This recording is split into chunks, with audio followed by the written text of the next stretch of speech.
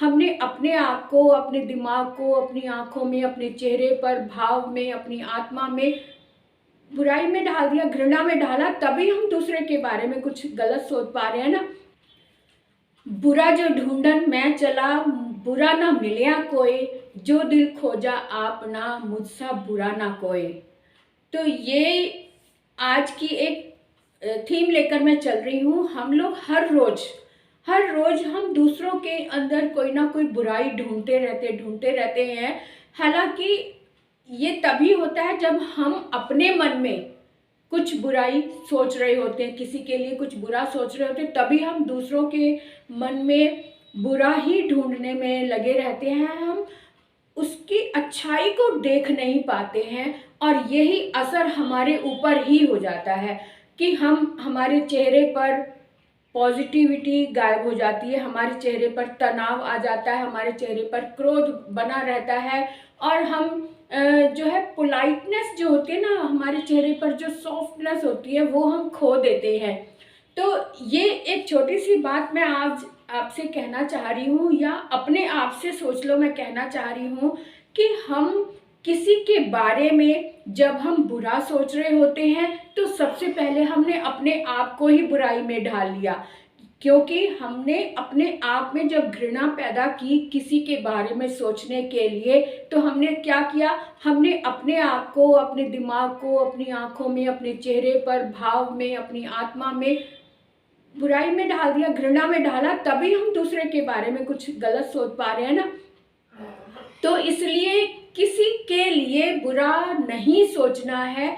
सबसे पहले अपने आप से हम प्यार करना सीखें, अपने आप से लव करना सीखें, अपनी अच्छाइयों को देखें।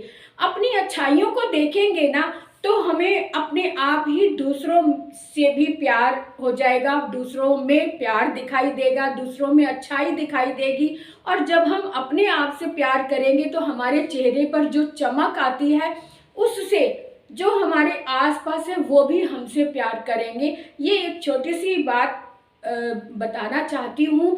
हालांकि हर रोज हम सुनते हैं, समझते हैं, प्रवचन भी सुनते हैं, मम्मी पापा से भी सुनते हैं कि किसी से बुरा मत करो, किसी की बुराई मत करो, किसी को गाली मत दो, लेकिन हम जब अपने आप में एक्चुअल में आते हैं तो हमें बड़ी जल्दी हमें दूसरों की बुराई ही नजर आती है। हम अपने अंदर वो बुराई नहीं देख पाते कि जिसकी वजह से सामने वाले को क्रोध आया या गुस्सा आया।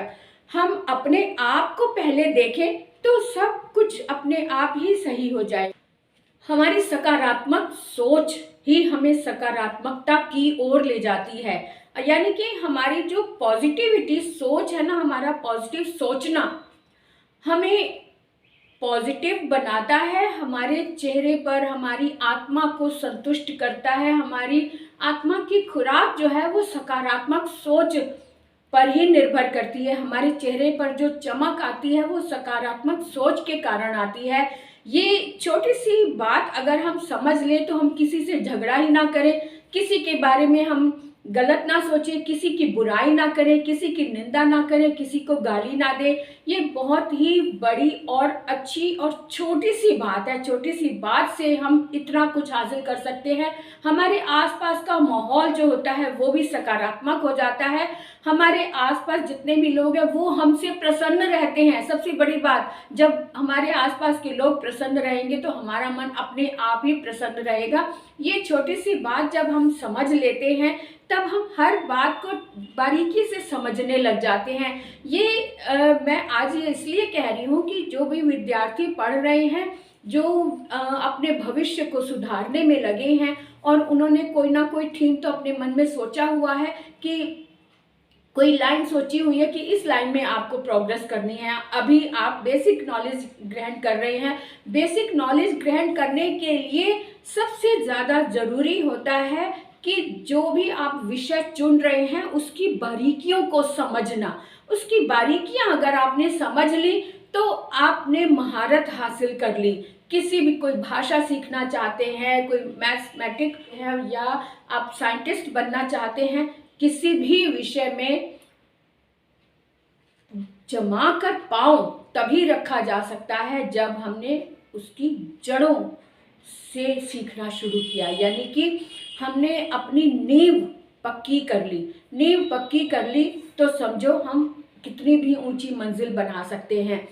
तो ये बारीकियां जो है ना वो तभी संभव है जब हम अपने मन में अपने आप से बात करें कि हम कितना सक्षम हैं। हम ऊंची दौड़ लगाने के बजाय हम अपने पांव जमीन पर जमा कर रखें, इस बात पर ध्यान रखना है। ना कि सामने वाले को देख के कि उसने तो टॉप कर लिया, 99% ले लिए, अब उसकी नकल तो हम करना चाह रहे हैं, तो अच्छी बात है कि हम नकल करना चाह रहे हैं, लेकिन उसने किस तरह से इतनी ऊंची मंजिल प्राप्त की, इस तरफ ध्यान देना बहुत ज़रूरी है। और ये ज़रूर आप देखो कि उसकी नींव कितनी गहरी है, उसने कितनी छोटी छोटी बारीकियों को समझने की कोशिश की है ना।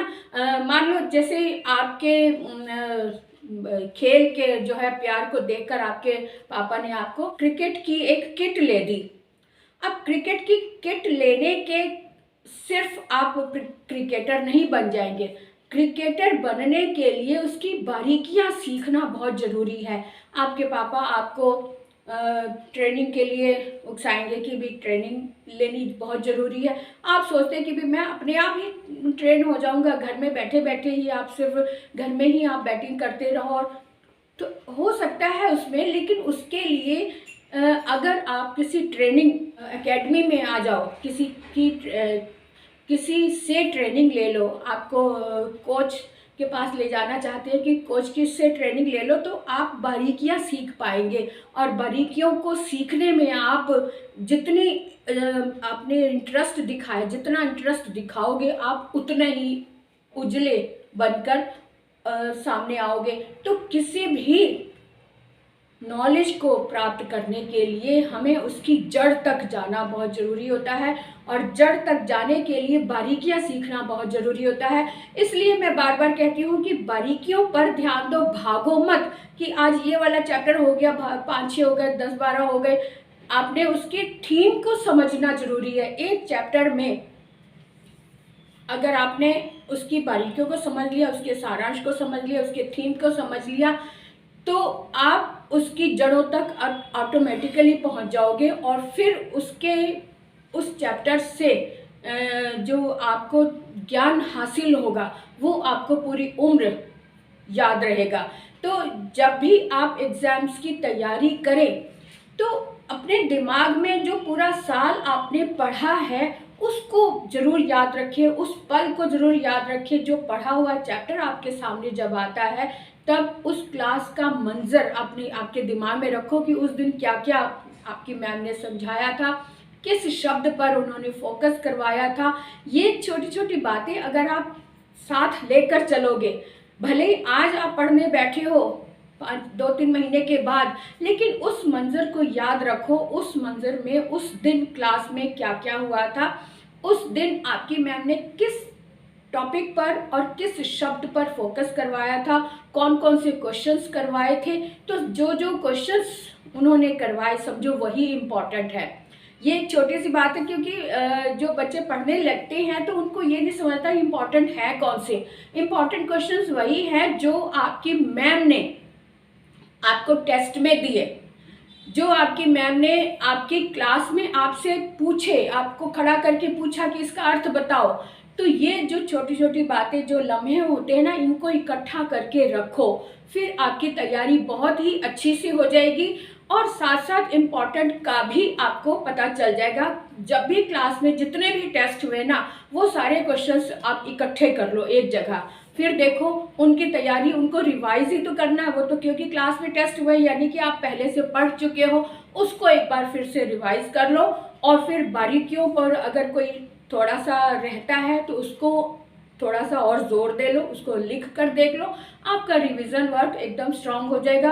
अब जो चैप्टर बिल्कुल भी अनदेखे रह गए हैं उनकी रीडिंग कर लो, उनका सारांश पढ़ लो, उनकी समरी पढ़ लो, और उनके जो शब्दार्थ दिए हुए उन शब्दार्थों को समझ लो। और अब उसके प्रश्न उत्तर पर आप जाएंगे तो आपको बहुत ही आसानी से समझ आ जाएगा तो इस तरह से अपनी स्टडी भी करते रहे, इम्पॉर्टेंट प्रश्नों पर ध्यान दें और क्लास में जो बताया गया उसको हमेशा याद रखें, उसको साथ में लेकर चलें। उसको अगर आप 2 महीने के बाद भी सोचते हैं तो उन पॉइंट्स को नोट करते जाए। अगर आपके पास लिखा हुआ नहीं भी है तो दिमाग में तो है, तो उन पॉइंट्स को नोट कर लें, लिख लें। अब उनको ध्यान में रखते हुए उसी से संबंधित प्रश्नों के उत्तर आप समझ लो, बस आपकी तैयारी हो गई। तो पॉजिटिविटी के साथ आगे बढ़ें, बारीकियों को समझते हुए आगे बढ़ें, फिर देखो आपको टॉप करने से कोई नहीं रोक सकता। तो ऑल द बेस्ट।